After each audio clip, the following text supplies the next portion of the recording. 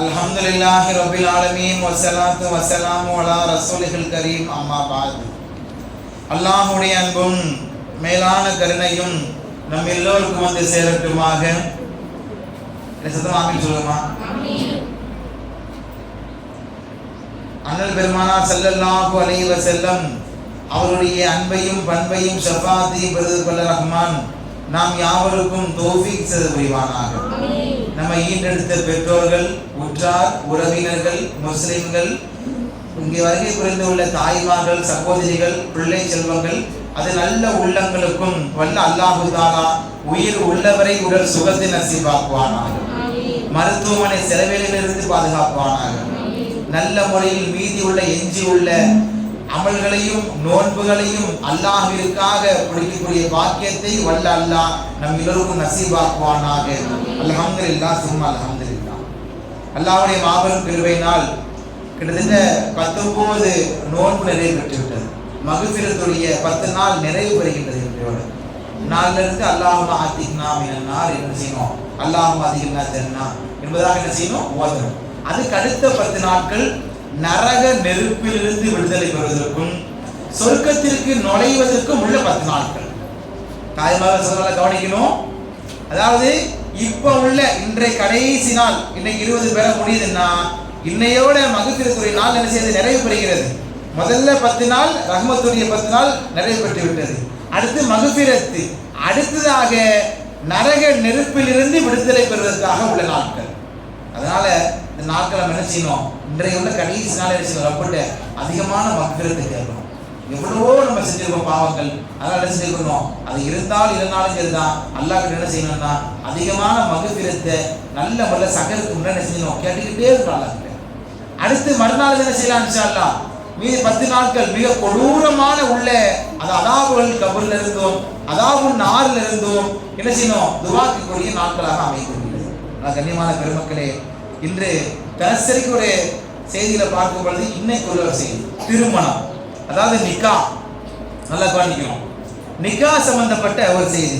நம்ம ஏற்கனவே தொடர்ச்சியாக ஒரு 3-4 நாளாகவே என்ன செஞ்சுட்டு இருக்கோம், குடும்பத்தை பேணுறது, பர்தாவுடைய விஷயங்களே இதை மாதிரி கொண்டு வரதுக்கு நோக்கம் என்னன்னா, வந்து ஒரு தாய்மார்கள் சகோதரி என்ன செய்யணும், இதெல்லாம் விவரித்து அறிந்துக்கிட்டு நம்ம வாழ்க்கையில் அமல்படுத்துவாக அந்த சப்ஜெக்ட்ல வந்துட்டு இருக்கு. அதே போல இன்னைக்குள்ள சப்ஜெக்ட்ல திருமணம், திருமணம் என்றால் என்ன, அதே போல திருமணம் எந்த நிலைமையில் நம்ம ஏற்படுத்தணும், அது எப்பெல்லாம் என்ன செய்யணும், கடைபிடிக்கணும், அது சம்பந்தப்பட்ட சட்டங்கள்ல. அதாவது இமாம் ஷாஃபி இமாம் ரஹ்மத்துல்லாஹி அலைஹி ஃபத்வா மொய்யின கிதாபுல யாருக்கு பெண்ணு கொடுக்கணும், யாருக்கு மணமகன் கொடுக்கணும் செய்யலாமா ஒரு கிதாபுல சப்ஜெக்டே வருது. அப்போ ஒரு வியாபாரிக்கு என்ன செய்யணும், ஒரு பணக்காரருக்கு என்ன செய்யணும், ஒரு ஆலிமுக்கு என்ன செய்யணும், ஒரு தச்சருக்கு என்ன செய்யணும், இப்படி சப்ஜெக்டே வருது. அதன் அடிப்படையில இன்னைக்கு திருமணம் சம்பந்தமான ஒரு செய்தி. இப்ப நம்ம எல்லாரும் என்ன செய்யணும்னா, அதாவது பருவம் வயது அடைந்த பின்பு ஒரு 18 வயதுக்கு மேல உள்ள பெண்கள் என்ன செய்யணும், நிக்கா திருமணம் செய்யணும். அது சம்பந்தப்பட்ட செய்திகளை அவருடைய பெற்றோர் என்ன செய்யணும், அதை ஆயத்தமாக தயாராகிக்கணும். அது எதற்கு வலியுறுத்துறாங்கன்னா, பெருமானார் ஸல்லல்லாஹு அலைஹி வஸல்லம் நிறைய காரியங்கள் சொல்றாங்க, நிறைய காரணங்களும் சொல்றாங்க. அதாவது ஒண்ணு என்னன்னா, குடும்பத்தை நல்ல முறையில் அவங்களுக்குள்ள தேவைகள் பரிபூர்ணமாகிவிடும். ஒண்ணு. ரெண்டாவது, குடும்பங்கள் இணையக்கூடிய விஷயமாக ஆகிவிடுகிறது. மூன்றாவது, அந்நிக்காகு மின் சுன்னத்தி ஃபமன் ரகிபன் சுன்னத்தி ஃபலைஸ மின்னி அவு கமா கால அலைஹிஸ்ஸலாத்து வஸ்ஸலாம். அதாவது நம்ம எல்லாரும் நிக்காவுடைய குத்துபால ஓதுவாங்க, இந்த ஹதீஸை சொல்லுவாங்க. என்னன்னா, யாரு பெருமானாருடைய சுன்னத்தை பின்பற்றவில்லையோ, நிக்கா என்னும் சுன்னத்தை பின்பற்றவில்லையோ, அவர் ஃபமன் ரகிபன் சுன்னத்தி என்னுடைய சுன்னத்தை பின்பற்றாதவராக ஆகிடுவார், என்னை சார்ந்தவர் அல்ல என்பதாக பெருமானார் ஸல்லல்லாஹு அலைஹி வஸல்லம் அதை சொல்லுவதற்கு காரணம் என்னன்னா, ரொம்ப முக்கியமான காரணம். இப்ப நம்ம எல்லாரும் என்ன செய்யறோம், ஒண்ணு செய்யறோம். அதுக்கடுத்து என்ன செய்யறோம், அழகான முறையில திக்ர் ஓதுறோம், அவுராது ஓதுறோம். அதே போல சுன்னத்தான அமல்கள், செருப்பு அணிவதிலிருந்து மிஸ்வாக்கிலிருந்து இப்படி எண்ணற்ற அமல்கள் செஞ்சுட்டு இருக்கோம்னா, இந்த அமல்கள்ல ஏதாவது அமல்ல பெருமானார் ஃபமன் ரகி பண்ணி சொல்லியிருக்காங்களா, சொல்லல. அப்ப நிக்கால மட்டும் சொல்ற காரணம் என்ன, அது ஒரு மனிதனை பரிபூர்ணமான முறையில் ஆக்கக்கூடிய ஒரு விஷயம் நிக்காவாக அமைந்து வருகிறது. அதே போல் தவறுகளில் இருந்து விடுதலை பெறுவதற்கு ஒரு விஷயமாகவும் நிக்கா அமைந்து வருகிறது.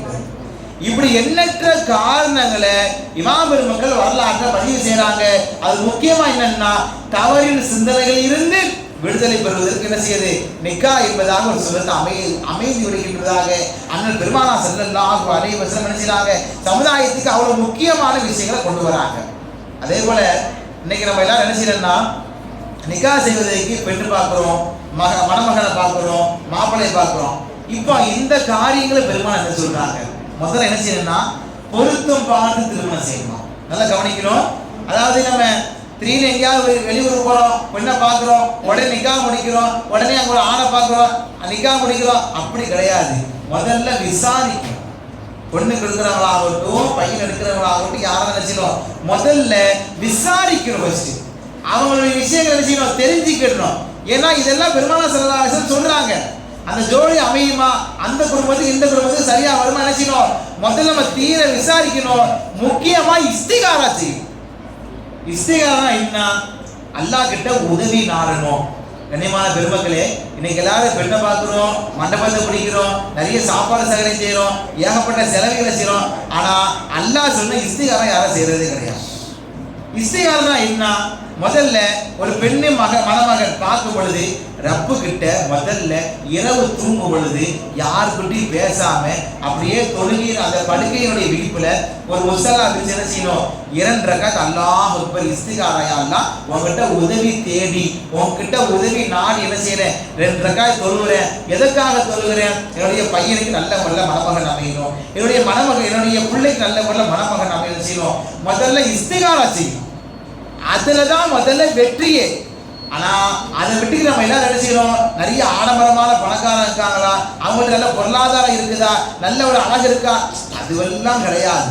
முதல்ல இஸ்திகார் ரப்பு கிட்ட கேட்கணும். அதுக்கடுத்து நம்ம அடுத்த விஷயங்கள் என்ன செய்யணும், ஒவ்வொன்றா பார்க்கணும். அவங்களுடைய குடும்பங்கள் எப்படி இருக்கு, கோத்திரம் எப்படி இருக்கு, அவங்களுடைய தீன் எப்படி இருக்கு, அவங்களுடைய மார்க்கங்கள் எப்படி இருக்கு, அந்த பெண்ணுடைய குடும்பத்தார்கள் எப்படி இருக்காங்க, அந்த மணமகளுடைய குடும்பத்தார்கள் எப்படி இருக்காங்க, இது எல்லாத்தையும் முதல்ல சரியத்தை பிரகாரம் பார்க்கணும். இன்னைக்கு நல்ல முறையில மணமகனை தேர்ந்தெடுக்கிறாங்க. என்ன செய்யணும்னா 5 நேரம் தொழுகிறாங்களா பாருங்க, இவாத்துடைய மனிதரா பாருங்க. இன்னைக்கு நம்ம எல்லாரும் நினைச்சிடும், பயணங்கள்ல இருக்கிறாங்க, உடனே திருமணம் முடிச்சிடுறோம், பயணங்கள்ல இருக்கிறாங்க, திருமணம் முடிச்சிடுறோம். அது என்ன மார்க்க சட்டமா? அது தீன்ல முதல்ல சரியா இருக்காரா, மார்க்கத்துல சரியா இருக்கிறாங்களா?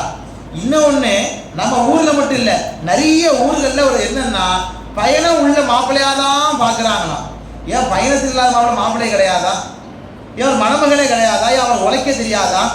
இன்னைக்கு நிறைய இடங்கள்ல பயணம் எதிர்பார்த்து நிறைய இடங்கள்ல நிக்க ஆகக்கூடிய அந்த வயதுக்கு வந்த பெண்களை எல்லாம் என்ன செய்யறாங்க, திருமணம் முடிக்காமலே வைத்துக்கிறாங்க.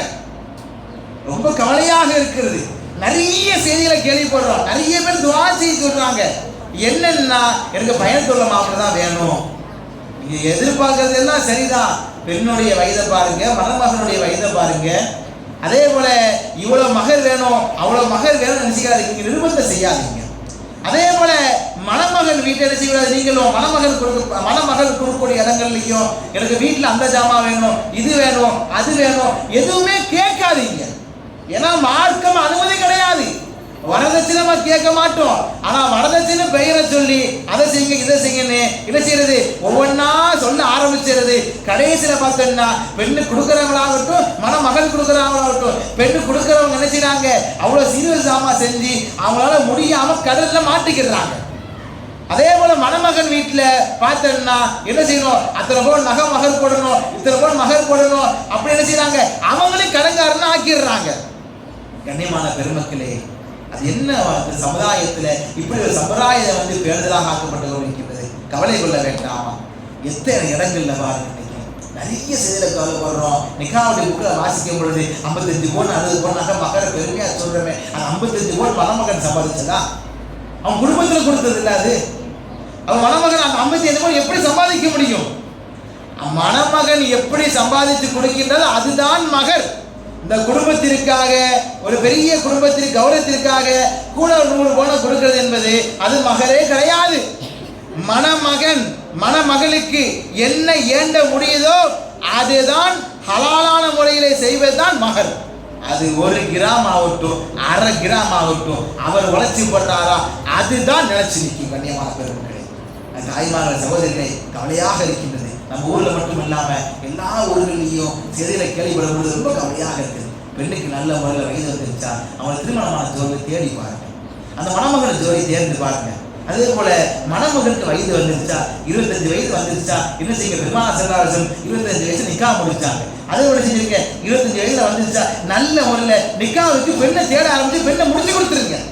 அதுதான் மார்க்கம் நினைச்சது சொல்லி தருகின்றது. ஆனால் இன்னைக்கு பாருங்க 30 வயசு 30 வயசு 35 வயசு இருக்காங்க வீட்டில். ஏன்னு கேட்டேன்னா ஏதாவது ஒரு ரீசன் சொல்லிட்டே இருக்காங்க. பெற்றோர்களே, அது யாருடைய கடமை? நம்மளுடைய கடமை. பெற்றோர்களாகிய நம்மின் மீது கடமை. நல்ல கவனிக்கணும். ஒவ்வொரு ஆண் பெண் தாய் தகப்பனாருடைய ஒவ்வொரு மீதும் கடமை. வயது வந்த பெண்ணாகட்டும் ஆணாகட்டும், அவர் சரியான வயதிலே திருமணம் எத்தி வைப்பது உங்கள் மீது கட்டாய கடமை, நம்மின் மீது கட்டாய கடமை. இதுதான் மார்க்கம் வலியுறுத்தி பெருமானார் ஸல்லல்லாஹு அலைஹி வஸல்லம் அதுதான் சொல்றாங்க. நிறைய சஹாபாக்களை கூப்பிட்டு வயசு எத்தனை உடனே நிக்கா முடியும்னு நினைச்சு அவங்களே பெண்ணை பார்த்து கொடுப்பாங்க. அப்படி ஒரு காலம் இருந்துச்சு. ஆனால் இன்னைக்கு பார்க்கறதுனால ரொம்ப கவலையாக இருக்கு தாய்மார் சகோதரிகளே. அதே போல நிக்கா முடிஞ்ச உடனே இந்த 1 மாத லீவுகளை பயணம் முடிச்சுட்டு வராங்க. அது ரொம்ப வருத்தத்துக்குரிய விஷயமாக இருக்குது. நிக்கா முடிச்சா பெண்ணும் மணமகன் நினைச்சிடும் கொஞ்ச நாள் லைஃப் லாங் அவங்க நினைச்சு இருக்கணும். ஆனா 1 மாதத்துல முடிஞ்ச உடனே செஞ்சிடாங்க. நிக்கா முடிஞ்ச கையோட ஒரே மாதத்துல என்ன செஞ்சாரு, கணவர் ஒரு பக்கம் மணமகன் ஒரு பக்கம். அது எவ்வளவு பெரிய தவறான விஷயம். ஒண்ணு அப்படி நல்ல முறையில் பயணத்துறை மக்களை முடிக்கிறீங்களா, தெரிஞ்சுங்க, பெண்ணையை அனுப்பி விட்டுருங்க. இல்லையா மணமகனை ஊரட வச்சிருங்க. அப்போ உங்க தொழில் இருக்குது, வியாபாரம் இருக்குது. கனிமான பெருமக்களே, அது என்னைக்கும் கபூர் போற வரைக்கும் தொழில் இருக்கும், வியாபாரம் இருக்கும், உழைப்பு இருந்துட்டே தான் இருக்கும். அவருடைய வாழ்க்கை அந்த நேரத்தை வாழலைன்னா கைசல யாருக்கு? அவர்களுக்கு தான். அவங்களுடைய ஏக்கங்கள், அவங்களுடைய கவலைகள் இதெல்லாம் அவங்கள்ட்ட சொல்லிட்டு இருக்க மாட்டாங்க. அவங்களுடைய கவலைகள் என்ன செய்வாங்க? அதனால கண்ணியமான பெருமக்களே, தாய்மார்களே, நல்ல முறையில மார்க்கம் சார்ந்த விஷயம் என்ன செய்யுங்க, பேருடைய விஷயங்களை செய்யுங்க, மாறக்கூடிய வாய்ப்புகளை முயற்சிங்க. அதே போல உஸ்வத்துல் ஹஸனா பெருமானார் ஸல்லல்லாஹு அலைஹி வஸல்லம் அவங்க வாழ்க்கையில எல்லா விதமான காரியங்களுக்கும் ஒரு முன்மாதிரியாக இருந்தாங்க. அதே போல குடும்பத்தினுடைய விஷயங்களையும் முன்மாதிரியாக இருக்கிறாங்க. பெருமானார் ஸல்லல்லாஹு அலைஹி வஸல்லம் அவங்க மனைவிமார்கள்ட்ட யாருக்கிட்டுமே சண்டை போட்டதே கிடையாது. அதே போல அவங்கள்ட்ட இருந்த எல்லா மனைவிமார்களே பெருமானார எந்த ஒரு முகத்தையோட கவலையோட பார்த்ததே கிடையாது. அவங்க குடும்பத்தில் அவ்வளவு கண்ணியமாக இருப்பாங்க.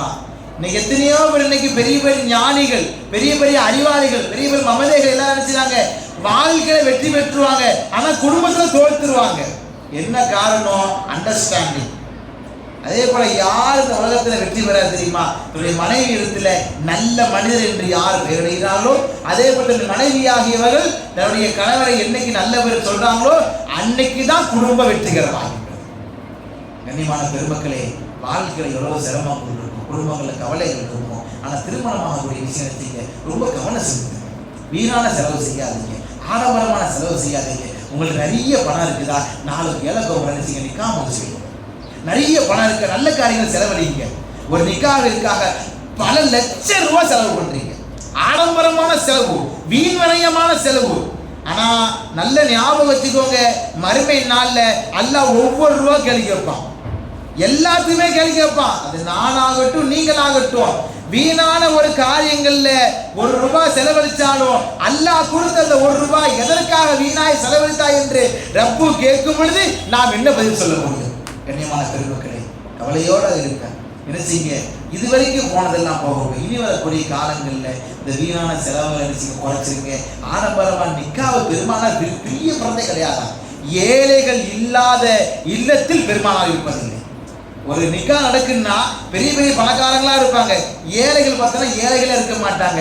அதுக்கு பேர் விருந்தே கிடையாது. அதுக்கு பேர் அது பெருமானார் பிரியப்படக்கூடிய விருந்தும் கிடையாது, அல்லாஹ் பிரியப்படக்கூடிய விருந்தும் கிடையாது. எந்த இடத்தில் ஏழைகள் நிறைந்திருக்கின்றார்களோ அதேதான் அல்லாஹும் பெருமானாரும் பிரியப்படுகின்றார்கள். கண்ணியமான பெருமக்களே, நிக்கா வந்துவிட்டால் எல்லாரையும் அழைத்துக் கொள்ளுங்கள். உங்களால் முடிந்த அளவுக்கு முக்கியமாக ஏழைகளுக்கு முக்கியத்துவம் கொடுங்க. அவங்க வயிறார சாப்பிட்டு பெண் மக்களையும் சந்தோஷமாக இருக்க துவா செஞ்சா போறோம். அதுதான் மிகப்பெரிய துவா. செய்யலாமா கண்ணியமான பெருமக்களே? அல்லாஹ் எதை கேட்டோமோ அதை பிரகாரம் அமல் செய்யக்கூடிய பாக்கியத்தை வல்ல அல்லாஹ் மிகவும் நசீபாக்குவானாக. அதே போல இந்த வீணான செலவில் இருந்தும் நல்ல முறையெல்லாம் நம்மையும் நம் குடும்பத்தையும் அல்லாஹ் பாதுகாப்பானாக. திருமணம் என்ற உறவை கடைசி வரைக்கும் குடும்பத்தோடு சந்தோஷமாக ஒற்றுமையோடு மன நிம்மதியோடு மன நிறைவோடு நமக்கு வாழக்கூடிய வாழ்ந்து கழிக்கக்கூடிய பாக்கியத்தை அல்லாஹ் நம்மளுக்கு நசீபாக்குவானாக. நல்ல துவாவோடும் உங்களுடைய துவாவை ஆதரவைத்த வண்ணமாக என்னுடைய வார்த்தை நிறைவுபடுத்துகின்றேன். அஸ்ஸலாமு அலைக்கும் வரஹ்மத்துல்லாஹி வபரகாத்துஹு.